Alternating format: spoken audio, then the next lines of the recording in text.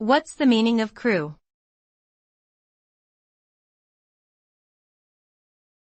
Crewe.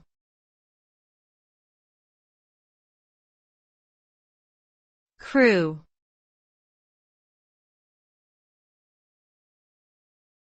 Crewe.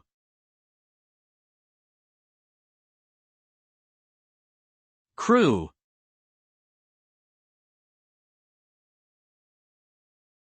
Crewe can refer to different things depending on the context.